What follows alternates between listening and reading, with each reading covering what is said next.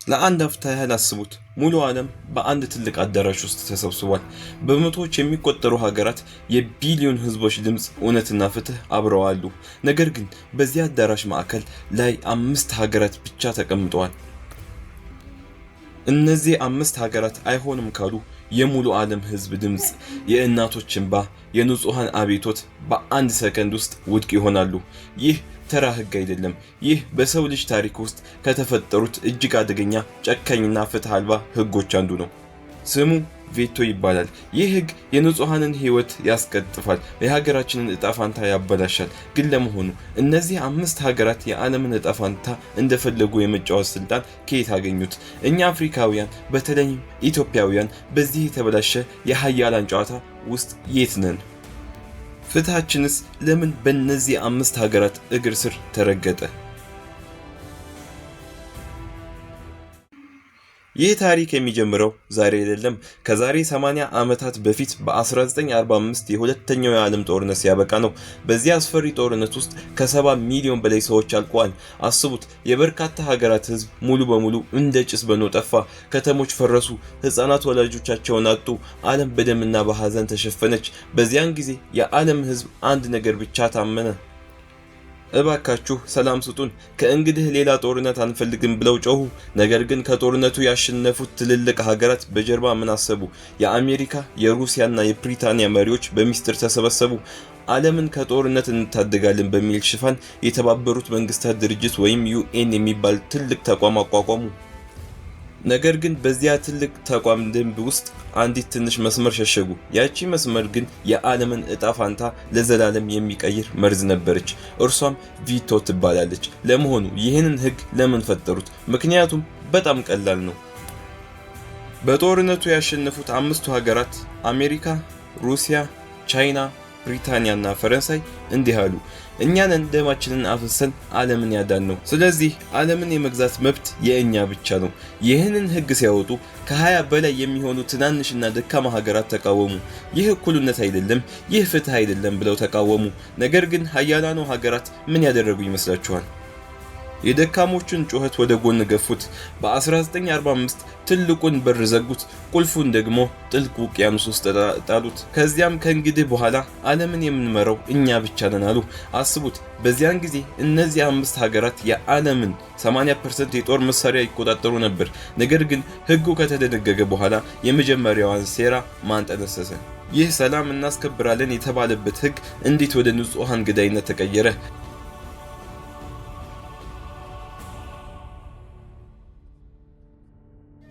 ዓለምን ከጦርነት እንታደጋለን ብለው የተነሱት 5ቱ ሀገራት ይህንን የቪቶ ህግ ለመልካም ነገር ተጠቀሙበት ወይ?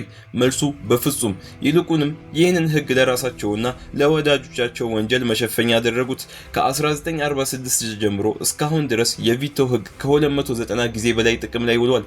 በእነዚህ 290 ውሳኔዎች ምክንያት በሚሊዮኖች የሚቆጠሩ ንጹሃን ሰዎች ህይወት ጠፋ። እስኪ በጥቂቱ እንመልከት። ሩሲያ ብቻዋን ከ120 በላይ ጊዜ ቪቶ ተጠቀመች። በተለይም በ2011 ጊዜ በሶሪያ ሀገር የተካሄደው ጨካኝ ጦርነት አስቡት። ህፃናት በኬሚካል መሳሪያ ሲያልቁ፣ ከተሞች በቦምብ አመድ ሲሆኑ፣ የተባበሩት መንግስታት ድርጅት እባካችሁ ግድያው ይቁም ብሎ ሲሰበሰብ የሩሲያ ተወካይ እጁን ያነሳል። እሱም ቪቶ ይላል። በዚያች አንዲት ቃል ምክንያት የሶሪያ ህዝብ እልቂት ለ14 ዓመታት ቀጠለ። በሌላ በኩል ደግሞ አሜሪካንን እንመልከት። አሜሪካን ከተጠቀመችው ቪቶ ውስጥ ወደ ግማሹ የሚሆነው ለአንዲት ሀገር ብቻ ነበር። ለአንዲት ሀገር ብቻ ጥበቃ ለማድረግ የተደረገ ነው። በጋዛ ንጹሃን እናቶችና ህፃናት ሲያልቁ 153 የዓለም ሀገራት ተሰብስበው እባካችሁ አሁኑን ተኩሱ ይቁም፣ ንጹሃን እያለቁ ነው ብለው ድምጽ ሲሰጡ አሜሪካ ብቸኛዋን እጇን ታወጣለች። እርሷም እንደዚሁ ቪቶ ትላለች። በቃ የ153 ሀገራት ድምጽ ዋጋ አጣ። የሺዎች ህይወት እንደ ቅጠል ረገፈ።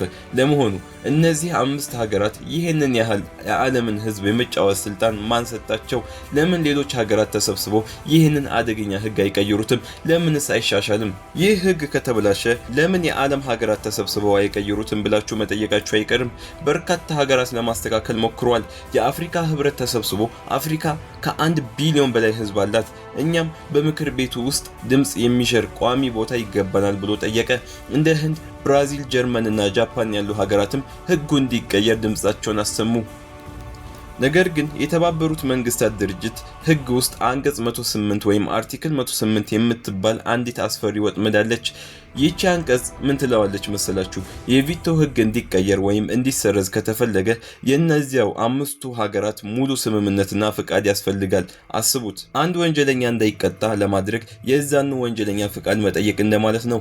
አንድ ሰው በእጁ ላይ ያለውን ፍጹም ስልጣን እባካችሁ ቀሙኝ ብሎ በፍቃዱ ይሰጣል ብላችሁ ታስባላችሁ? በፍጹም አይሰጥም።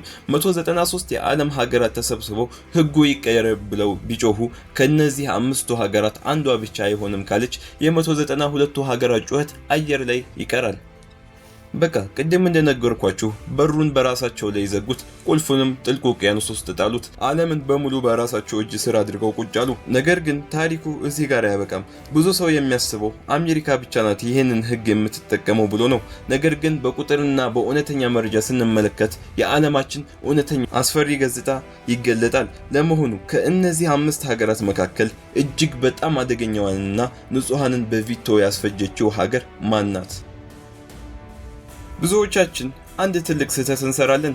በዓለማችን ላይ እጅግ ጨካኝና የቪቶ ህግን ለመጥፎ ነገር የተጠቀመችው ሀገር አሜሪካ ናት ብለን እናስባለን። ነገር ግን የመጽሐፉን ገጽ ገልጠን በእውነተኛ መረጃዎችና በቁጥር ስንመለከት እውነቱ ሙሉ በሙሉ ይገለበጣል። የዚህ አደገኛ ህግ ትልቋ ባለቤትንና ንጹሃንን ያስፈጀችው ሀገር ሩሲያ ናት። አስቡት፣ ሩሲያ ብቻዋን 121 ጊዜ ቪቶን ተጠቅማለች። ይህ ማለት ከዓለም ሀገራት ሁሉ በግንባር ቀደምነት የምትመራው እሷ ናት። በተለይ ከ2011 በኋላ በሶሪያ ሀገር የተካሄደውን አሰቃቂ ህዝብ እልቂት ታስታውሳላችሁ። የሶሪያ መሪ በራሱ ህዝብ ላይ የኬሚካል መሳሪያ ሲያወርድ ከተሞች አመድ ሲሆኑ የተባበሩት መንግስታት ድርጅት ይህ አሰቃቂ የኬሚካል ጥቃት ይመርመር፣ ወንጀለኞች ይቀጡ ብሎ ሲነሳ ሩሲያና ቻይና እጅ ለእጅ ተያይዘው መጡ። እጃቸውን ወደ ላይ ያነሱ፣ እነሱም ቪቶ አሉ። በዚያች አንዲት ቃል ምክንያት የንጹሃንን ደም በከንቱ ፈሰሰ፣ ወንጀለኞች ሳይቀጡ ቀሩ። እውነታው ግን ይህ ነው። አሜሪካም ሆነች ሩሲያ፣ ቻይናም ሆነች ብሪታንያ ወይም ፈረንሳይ፣ እነዚህ አምስት ሀገራት የዓለምን ስልጣን እንደ ኬክ ተከፋፍለውታል። አንዱም ቢሆን ሌላ አዲስ ሀገር ወደዚህ ስልጣን እንዲመጣ አይፈልጉም። ማንም ሰው ጣቱን ወደ እነሱ ሊቀስር ቢሞክር ጣቱን ይቆርጡታል። እንግዲህ አስቡት፣ ዓለማችን በወረቀት ላይ ፍትህ፣ እኩልነትና ሰብአዊ መብት የሚል ውብ ቃላትን ትጽፋለች። ነገር ግን በእውነተኛው ዓለም የቢሊዮኖች ህዝብ ድምጽና የንጹሃንን ህይወት በአምስቱ ሀያላን ሀገራት ፍላጎት ስር ወድቆ ይገኛል። እኛ አፍሪካውያን በተለይም ኢትዮጵያውያን የሰው ልጅ እኩልነት እንዲከበር ረጅም ታሪክ ትግል አለን። ነገር ግን ይህ የተበላሸ የዓለም ስርዓት እስካልተቀየረ ድረስ ፍትህ የሚባለው ነገር ለሀያላን ብቻ የተሰጠ ልዩ ፕራይቪሌጅ ሆኖ ይቀጥላል። አሁን ጥያቄውን ወደ እናንተ ላቅርበው። ይህ የቪቶ ህግ እንዲህ የዓለምን ህዝብ እየበደለ እስከ መቼ መቀጠል አለበት? አፍሪካና ሌሎች በዳይ ያልሆኑ ሀገራት በዚህ ምክር ቤት ውስጥ የቪቶ ስልጣን ሊኖራቸው ይገባል ወይስ ህጉ ሙሉ በሙሉ መሻር አለበት? የእናንተን አስተያየት በጣም አስፈላጊ ነው። ሐሳባችሁን ከታች ኮሜንት ላይ ጻፉልኝ፣ አብረን እንወያይበታለን። ቪዲዮ ከተመቻችሁ ላይክ ማድረጋችሁን አትርሱ። ለሌሎች ወንድሞቻችንም እንዲደርስ ሼር አድርጉት። አዳዲስና አሳሳቢ ታሪኮች እንዲደርሷችሁ ቻናሉን ሰብስክራይብ እያደረጋችሁ የደውላ ምልክቷን ተጫኑ። በቀጣይ በሌላ አስደናቂ ታሪክ እስክንገናኝ ደህና ሁኑ። ቻው።